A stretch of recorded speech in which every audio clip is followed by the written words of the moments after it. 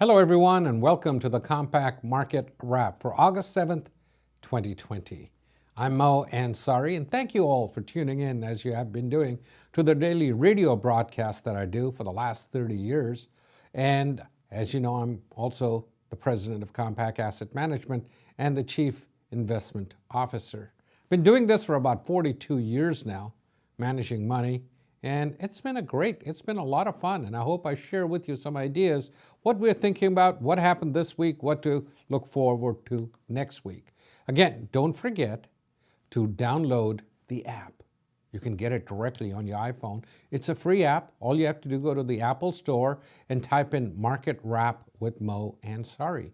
Market Wrap with Moe Ansari, one word, and you can get the free app, or you can go to Google Play and download the Android app. That way you can get the daily broadcast that I do every day, and you can get the daily edition of Market Wrap that I've done for the last 30 plus years. Well, I'm going to talk about what drove the markets this week. Governments and politics, obviously right now, what the government does has had a big impact on the market, and I believe will continue to have a big impact. Politics, what's going on between the Democrats and the Republicans, all the negotiations for the stimulus plan, the HEROES plan as it's called by the Democrats, and the stimulus plan, and where we are now. As of this evening, we do not have a new deal. What's that going to mean for the market next week? I'll talk about that. We'll talk about what the central banks are doing, talk about the global economy a little bit, and the fundamentals, and don't forget my favorite part, the charts. I'm going to take a look at them, the language of the markets. What are the markets trying to tell us? All of what we think doesn't matter. As you know, as I say every day, what is, and where the market closed today, the S&P at 3351, closing in on a new all-time high. The Nasdaq yesterday made a new all-time high. It has never, ever been higher in history. So with all of this going on, the elections coming up, the pandemic, COVID-19, with the U.S. relationship with China, and what is going on with the trade, I'll talk about all of this and see how it impacts. Let's start with the pandemic update. We'll start with that. Talk about government action, inaction, U.S. and China diplomacy, or friction, whichever way you want to call it, and then the technical analysis. Let's start with the pandemic. Here are some of the mobility charts. What is everybody looking at on Google or looking for? You can see out on the town. That is one of the things that people are talking about right now and looking at. And, well, the hangover studies were way down. And they've come back up, but sort of plateaued here. Same thing with restaurants. Reservations were down, searches of restaurants were down. They have come back up, but for the last few weeks plateaued. As the viruses, the numbers have gone up. They did go up, but this past week they've sort of plateaued and starting to trend down now, which is a positive sign. I think all of us have now understood the virus is here and it is here to stay. How are we going to deal with it? I think we're going to continue, as I said on the radio broadcast a month ago. I don't think we go into a hard lockdown again, but we are going to see people being much more cautious until we get to the other side of this pandemic and we are going to get into a new normal. We're not going to ever go back to where we were pre-pandemic or where we were in January of this year. I think we are going to see a different lifestyle. We are going to change our habits. We are going to be much more cautious going into big crowds. But I think once we have the vaccine, that is good, that the guard is going to come down and more of us are going to move more freely. You can see that healthy living, those things were way up here and then they've started to come down again. The healthy living has. Same thing with a number of other things that you look at.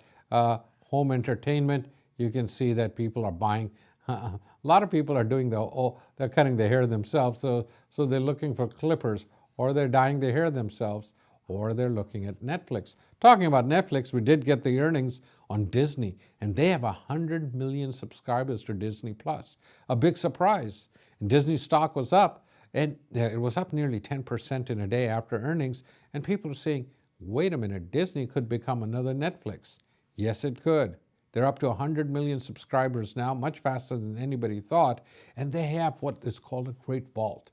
They have some great material, great movies, great programs that they have an inventory of that is not going to be available on Netflix. So I think the content is going to be a bigger and bigger battle for content. As we get more of these streaming channels online, who has the best content will make the difference. And studios like Disney have their own content. Netflix has to get the content from other people. They are starting to produce their own content, but for all of having the big content is, I think, something that we have to pay attention to. As far as the coronavirus, we have got two more companies or two more trials that have moved to phase 3. As you know, that's the broader trial where we get everybody, 30,000, 20,000 people tested, and they're injected with the vaccine, and then we see the reaction. And once we go through phase 3, either we have failures or we have drugs that can come to market. I believe the great rush to get to this, we are going to get there, as I've said for the last 6 months. Now that we have the greatest minds in the world working, and we have all of the greatest scientists in the world working on this, we are going to get a solution. It's a matter of time. And as we get closer to that time, it's getting from here to there is the hard part. The government has filled that valley with dollars and stimulus money and fiscal and loans and things like those, but have we filled enough? Well, I'll talk about that. I think we have got. The market is looking, it went down, now it's looking beyond the valley to the other side, and that's where we are right now. What will it look like on the other side? No one really knows. What is the new normal going to be? No one knows. But I think it's going to be something that we've got so much pent-up demand. We've got $5 trillion saved up. Once people come out, they're free to come out, I think everybody is going to say, I've been locked up for 6 months or whatever. I need to go out and do the things once it is safe to go out. That, I think, is going to be a big explosion in the market. Let's talk about government action or inaction. We have the current stimulus program, 3.4 million, or trillion. I'm talking million, a million here, billion here, doesn't matter. It's a trillion. Now that's 1,000 billion, and that's what the HEROES Act was. That's what the Democrats want to do as a stimulus program. The Republicans wanted to do about $1 trillion. Well, they negotiated. They have not come to an agreement as of Friday evening. So where do we stand? Well, the president said he is going to do some executive orders where he can stop the eviction from federal housing. He can stop payroll taxes for a certain period of time. But we do need a broad congressional action. If Congress leaves, which they are going to next week, go on vacation, then all the people that were getting the $600 per month, per week, additional, that was really what was helping. Now that it's not there anymore. People are going to go back or try to find work, and we got the unemployment numbers. They were better than expected, but we are looking at people that think they're permanently or they have been unemployed for 15 to 26 weeks. As we saw these unemployment numbers go up, we talked about that. 80% of the people are saying, it's temporary, we're going to go back to work. But now we are seeing this number, as you can see, this in sort of tan color right here, has become very large. It has grown. And these are the people that are unemployed for 15 to 26 weeks. So now we're seeing the temporary unemployment becoming permanent unemployment. Now people who thought they would be out for 6 weeks or 8 weeks or 10 weeks and they would get the government stimulus, they'd be able to live through it, and then they could go back to work. Unfortunately, those jobs are not there. And a lot of this stimulus is going to expire. For example, at the end of September, all the aid to the airlines is going to expire. Airlines have said they're not going to lay anybody off, but after September, beginning of October, they have to. Because if they've only seen 25% of where they were of people flying, they need to have a lot less people. You can't have the same staff, the same number of airplanes, the same number of flights if you've got 25% of the business that you had previously. Maybe it'll go up to 50%, but still 50%. So we are going to see more layoffs coming, and that's why we need to get the stimulus program out there. We need to get the negotiation. I think if we see unemployment's going up again, then I think both of these, the government has a way, they have these government shutdowns, and then they come back and negotiate and finally get it done.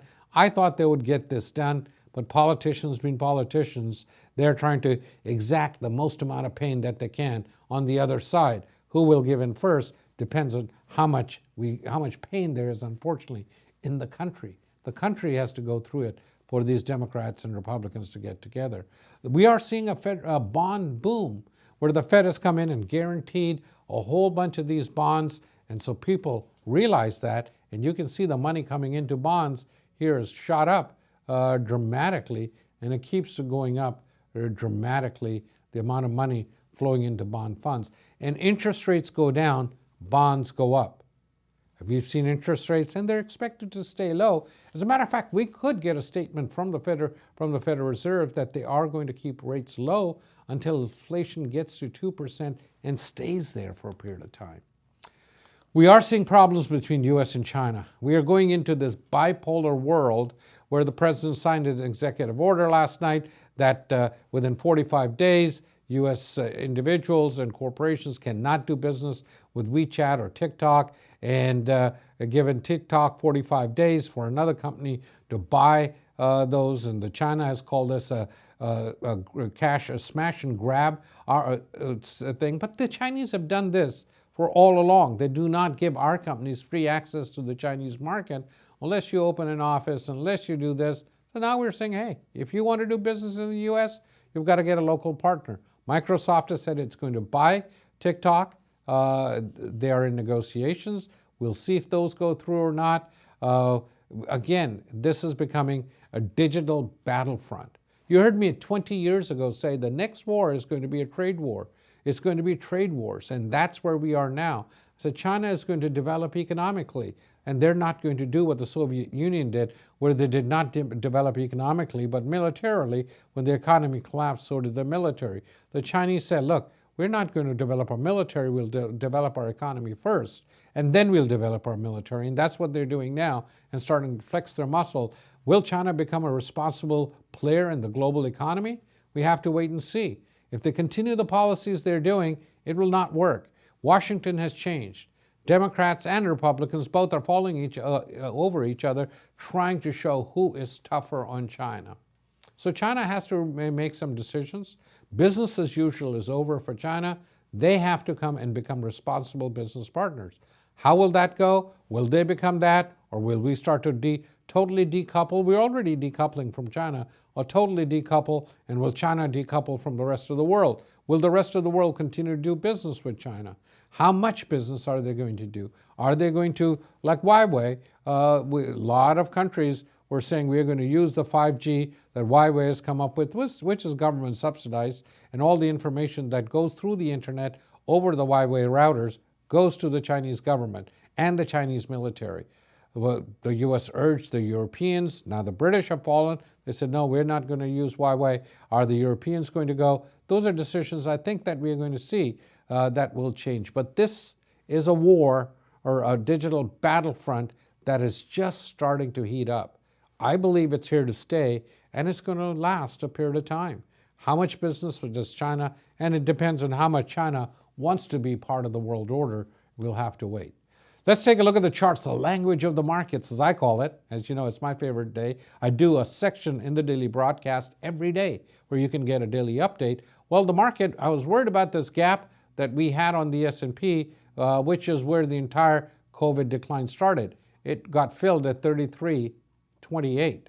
We got above that this week, closing at 33.51 is where we ended the week. The only resistance left now is the all-time high of 33.93. I think we are going to head there, and that's going to be the next target here on the upside of 33.93. So now S&P support is at the 20-day moving average right there. You come below that, here's the 50-day, then obviously the 200-day moving average. Those are the three levels of support, and the resistance area is right here at the all-time high. Looking at the weekly chart, we completed, everything moves in 5 waves. This was wave 1 on a weekly, wave 2, wave 3 that we saw right here, wave 4, and wave 5. Once we do 5, then we go through what is called an A, B, C correction. We saw that correction, and now we've started a new wave count to the upside. This is wave 1, wave 2, and now we're in wave 3. We could see a 4th wave pullback. In August and September, remember, are months that markets usually they're seasonally weak times. We're also coming up to the election anxiety. We are going to see that heat up over the next couple of months. So we could see a correction or a pullback. If we do, I think that's going to be another opportunity to buy. But so many people, unfortunately, got pushed out of the market right at these lows. The market is nearly up 50% from this low to this high. It's been a tremendous rally. Most of the people who got out have missed that rally, unfortunately. They bought into the gloom and doom. If we even say we've gone up 50, we get a 10% correction, it's just a correction. I believe it's going to be a buying opportunity. Same thing with the Nasdaq. Even on the daily charts, we're seeing wave 1, wave 2, wave 3, and we could see a fourth wave pullback. This is a 20-day. Here's the 50-day moving average. 200 days, way down here, close to 9,000 for the Nasdaq. We're at 11,000 on the Nasdaq right now. 11.6 is for support, 10.6, and then we have some more support right around 10,000. Weekly charts, we're in wave 3, still continuing. This is a continuation of wave 3. Again, wave 4 pullback, which we could see as I showed on the S&P charts, and on the Nasdaq we could also get that. Oil is sort of stabilized here after this dramatic decline we saw all the way down just about to zero, but that was more that there was not room to store this. But we've sort of stabilized here. I think all depends on oil. How does the COVID-19, how much reopening, how much mobility we get, how do people move? I think it's going to be slow, but we are going to get back to where we were. Gold, we talked about this. This is a weekly chart where one of these lines, the red and green lines that you see, is 1 week of trading. You can see the market has broke out to the upside right here last June of last year after this multi-year back and forth that we had seen. Once we broke out here, I mentioned last June, I think something has changed in gold. Well, it went from this 1350 that we were at to just about 2100 this week. So gold has had a tremendous run up. I believe we are going to get pullbacks if the economy starts to open up again, tensions start to simmer down. But gold is being supported by so much money being put into the system. The things that I'm worried about right now, things flare up with China. They are flaring up. Will China do something to threaten Taiwan? They're already doing some military exercises around Taiwan. Will that become a flare-up? That's something, or are we just going to continue to see this whole rhetoric heat up until we go into the election? We see a drastic increase in COVID-19. I think we've plateaued now. We are the worst in the world, unfortunately, with the fatalities and with the number of people infected. I think we've now come to the conclusion, but how does the reopening go for schools? If that does not go well, that could be a problem. Again, long-term, November, we're talking about a Democratic sweep. That means they win the House, the Senate, and the White House. If that happens, that will change things dramatically. I don't think it's going to be catastrophic, like so many people are saying. Just like they said that President Trump gets elected, it would be a catastrophe. Well, I don't think it's going to be that way, but I think it's going to change, and you need to have a plan in place. I talked about a lot of this with the Biden tax plan and how that might impact the market. Maybe we'll take a look at that as we get closer to election. So those are some of the things that the market is worried about. If you get additional stimulus, that's more money. Usually it's positive for the stock market. If the Democrats and the Republicans do come up with an agreement, that could be good. If we get a safe COVID-19 vaccine, that obviously would be cause for celebration. And we are seeing Europe. Things are changing. Small cap this week at a 6% up this week. It was the best performing index. Yes, I know Nasdaq had a good week, and so did the S&P, up nearly 2.5% this week. But small cap is changing. I think we have to take a look at small cap. You have to take a look at Europe. Those are things that have lagged the last 6, 7, 8 years. As the dollar comes down, and it did hit a multi-year low yesterday, popped up today, I think those are things that we have to take a look at. What areas of the markets do well? And the large cap U.S. is led, but that could be changing. And also a rotation within large cap where we could go from technology to the reopening trades. So that's what we're looking at. The bull market, we're looking at fiscal stimulus and what can the Fed do. COVID-19 vaccine is pretty good. if we get that by December, but I think we could get an announcement in the next couple of months that there is a vaccine ready to go. Then we just have to distribute it. And if we get more fiscal stimulus, obviously more money being put into the economy is going to be bullish. Bearish if COVID-19 gets worse, that could be a problem. No, we see failures of the third phase trials that we have. Elections, that is something that most people are worried about. And China, obviously, I just talked about. So those are some of the negatives if the rhetoric and the problems with China get worse. That is the Compak Market Wrap-Up for this week. Don't forget to click subscribe to this channel so you can get the weekly. Make sure you subscribe to it right now so you can get the updates whenever I post them. And I will post them every weekend so you can get a sort of a weekly overall perspective. And don't forget to download the app to get the daily market update, where I do a daily 1-hour broadcast that you hear on so many stations across the country. I'm Moe Ansari. Thank you for tuning in. I will be back with you next week. Until then, good trading.